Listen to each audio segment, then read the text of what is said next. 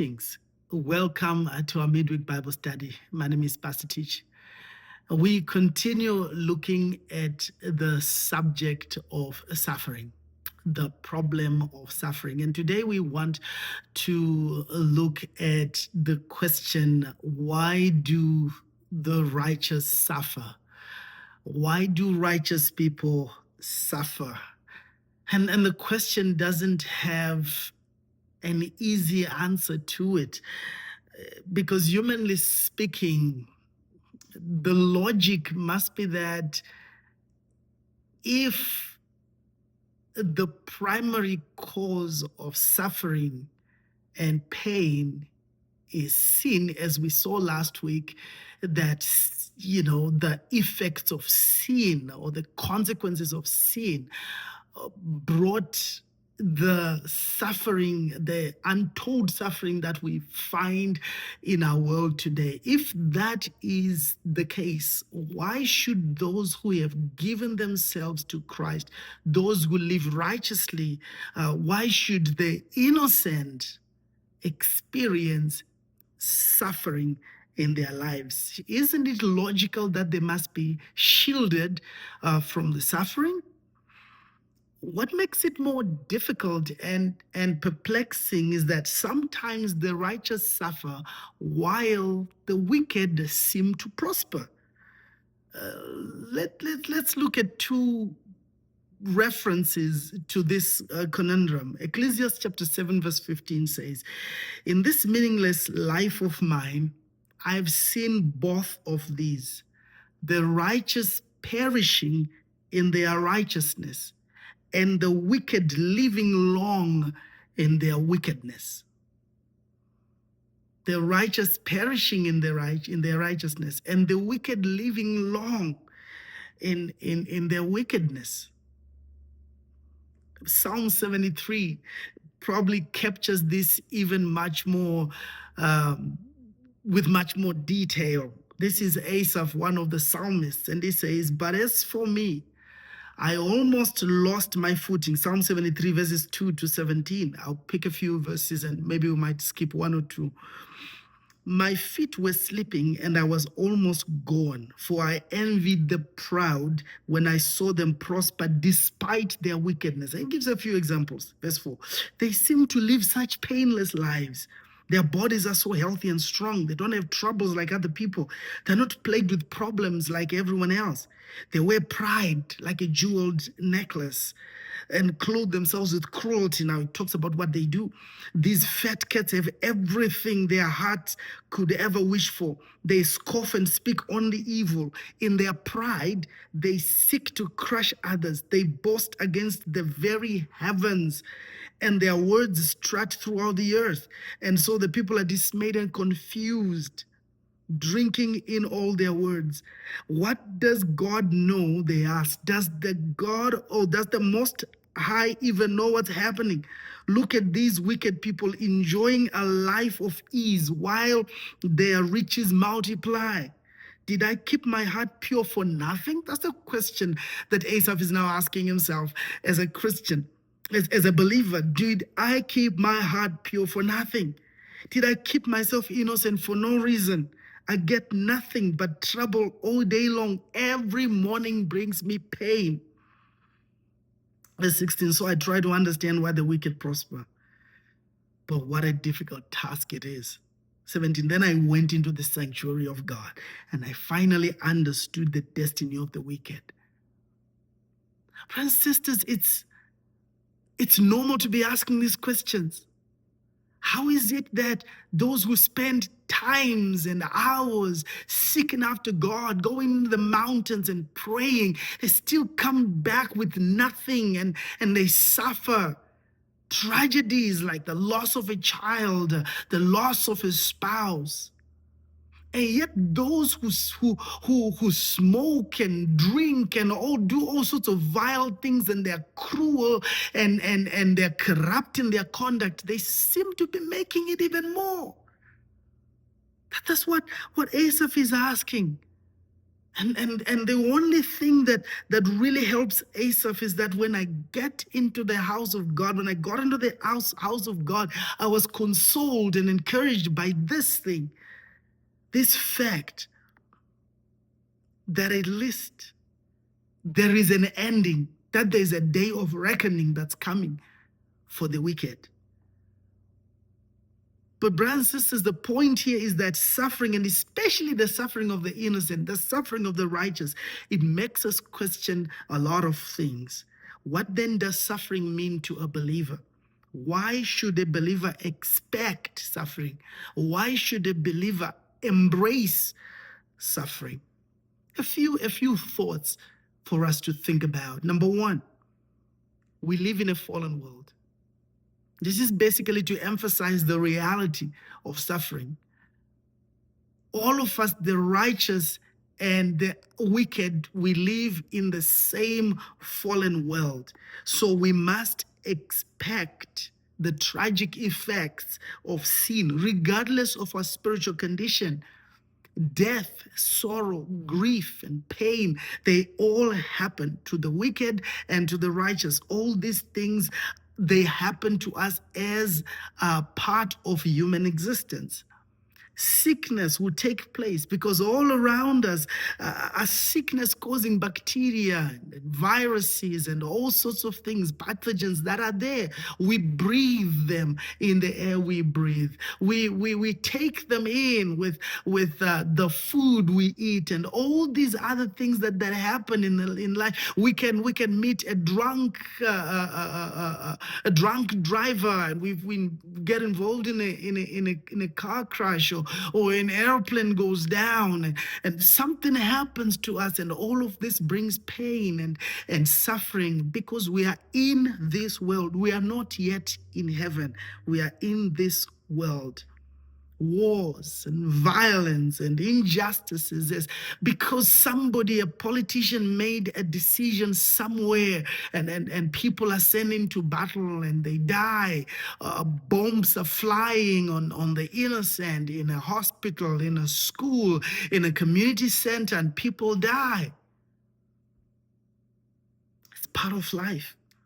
It's not because someone has lived in sin. Hard work with little returns, droughts and the flood, earthquakes, all these things will take place in the world we live. So when bad things happen, we must not be shocked. It is part of life. 1 Peter chapter 4, verse 12. Dear friends, don't be surprised at the fiery trials you are going through, as if something strange were happening to you. It's nothing strange. It's because we're in this world. Number two, suffering comes as discipline or correction. Because we're imperfect, certain actions and behaviors need to be corrected and purified. And God, as a good father, will discipline his children to correct their errant ways and strengthen them towards righteousness. You see, discipline, it speaks of training, it speaks of purification, it speaks of pruning. The purpose of God's discipline is to deepen our faith and purify us, and to train us in holiness. The training is definitely not pleasant. There is pain. Yet it's necessary for our walk. This is what the writer of Hebrews says. In your struggle against sin, you have not yet resisted to the point of shedding your blood. And you have completely forgotten this word of encouragement that addresses you as a father addresses his son.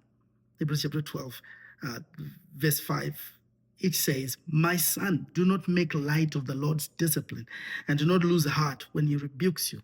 Because the Lord disciplines the one he loves, and he chastens everyone he accepts as his son. Verse 7, endure hardship as discipline. God is treating you as his children. For what children are not disciplined by their father? If you're not disciplined, and everyone undergoes discipline, then you're not legitimate. Not true sons and daughters at all. Moreover, we have all had human fathers who disciplined us, and we respected them for it. How much more should we submit to the Father of spirits and live? They disciplined us for a little while as they thought best, but God disciplines us for our good in order that we may share in his holiness. No discipline seems pleasant at the time, but painful. Later on, however, it produces a harvest of righteousness and peace for those who have been trained by it. So discipline is training, and it produces a harvest of righteousness. It produces a harvest of righteousness. So there's correction that comes. Certain things that happen in our lives, we may not be able to tell whether what we're going through is discipline or not, but God surely disciplines those he loves. The third thing is that suffering can be a means to character development and spiritual growth. So it's not simply about sin, but there's also just the issue of training us in our character and in our spiritual growth. See, growth takes place through experience, not by impartation. Not by the laying on of hands, but by experience, going through hardships, the training. It strengthens us. Difficulties strengthen us and give us the spiritual stamina that we need to develop our character and to be reflective of the righteousness of God. And some of those experiences that we must go through to grow our heart.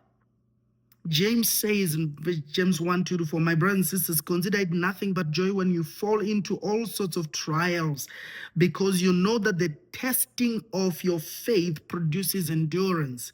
And let endurance have its perfect effect, so that you will be perfect and complete, not deficient in anything. And the word perfect there, it speaks of maturity, so that you will be mature, so that you will be complete, so that you will have all that you need, the sufficiency, sufficient skills for life, sufficient skills to relate with others. You're going to have to go through these difficulties. It's part of your training. It's the part of the testing of our faith, because our faith will be tested. Many of us go around saying, no, I will never give in to this, and we judge other people because we have not been tested in those areas. Number 4, suffering prepares the believer for the coming glory. See, when we go through difficulties, we actually look forward to what's coming. We look forward to the rest that is promised in the scriptures, to that time when there will be no sorrow, where God shall wipe all tears away. The difficulties that we face here on earth, they create this eager anticipation in our hearts to say, we are going to get there. It creates that endurance and hope. 2 Corinthians chapter 4, verse 17. For our momentary light suffering is producing for us an eternal weight of glory, far beyond all comparison, because we are not looking at what can be seen, but what cannot be seen. For what can be seen is temporary, but what cannot be seen is natural, is eternal. So this suffering we're going through, it is light, it is momentary, in comparison with that which is coming. So we look forward to that which is coming. We look forward to it with hope. We look forward to it knowing that if we have made it here, then indeed we're going to make it. We're going to get there. We're going to enjoy what God has prepared for us. And it's that enjoyment, that anticipation that builds hope for what we are looking to. Number 5. Suffering encourages other believers. See, the experiences of believers who suffered but still kept their faith, as recorded in the scriptures, and even those that we know and see in our day going through difficulties, when we speak to them, it inspires us. It inspires us. It encourages us. You see, these experiences, they speak to us to hold on. They inspire us to hold on and to persevere when things get tough. They speak to the reality of heaven. See, to think of Peter's crucifixion, to think of Jesus' crucifixion, to think of Paul's beheading, to think of all that the disciples went through, and even others in church history who refused to deny Christ, and they were thrown into the lion's den, and gladiatorial rings, and were burned on the stake for the sake of Christ. To think about that, it inspires us to say, this is real. It is this truth, this heaven, it is worth dying for. It is worth suffering for. Philippians 1:14. And most of the brothers and sisters, having confidence in the Lord because of my imprisonment. This is Paul speaking. Because of my imprisonment, others received confidence. Now more than ever, they dare to speak the word fearlessly because of Paul's experiences, because of Paul's imprisonment. They now spoke the word fearlessly because there is something important and critical about this. Number 6, suffering is reflective of the broader conflict of good and evil. Brothers and sisters, the reality is that the differences between the value system of heaven and the worldly value system, or the value system in this world, in this earth, because there is a difference, there's going to be conflict. And because we are not in our world, so to speak, the worldly value system will do all it can to muzzle the heavenly or the kingdom value system. So because of that conflict, Christians will suffer, and they have suffered from the beginning. Because this world is under the rule or the influence of Satan. And Satan is always opposing God. And as he opposes God, Christians, believers, they are persecuted for their faith. And Paul says to Timothy, indeed, all who desire to live a godly life in Christ Jesus will be persecuted. Because we live in opposition to the worldly system. There is going to be persecution. That's what will happen. And finally, the sufferings of Christ inspire believers to be willing to suffer for their faith, looking forward to heaven with hope. 1 Peter chapter 4:13. Instead, be very glad, for these trials make you partners with Christ in his suffering, so that you will have the wonderful joy of seeing his glory when it is revealed in all the world. Romans 5:3-4, Paul writes, not only so, but we also glory in our sufferings, because we know that suffering produces perseverance, perseverance, character, and character, hope. There is that hope that we look forward to. We look forward to experiencing the goodness of God. We look forward to it with joy. So, brothers and sisters, yes, suffering is a reality. Righteous people must know that they will also suffer. So they must expect and embrace it. May we be encouraged. May we expect suffering, at least to have our minds prepared so that we will not be shocked when it does happen. And may we embrace it when it comes, because there is also an eternal weight of glory. Thank you for joining us. Have a good week. God bless you. Bye-bye.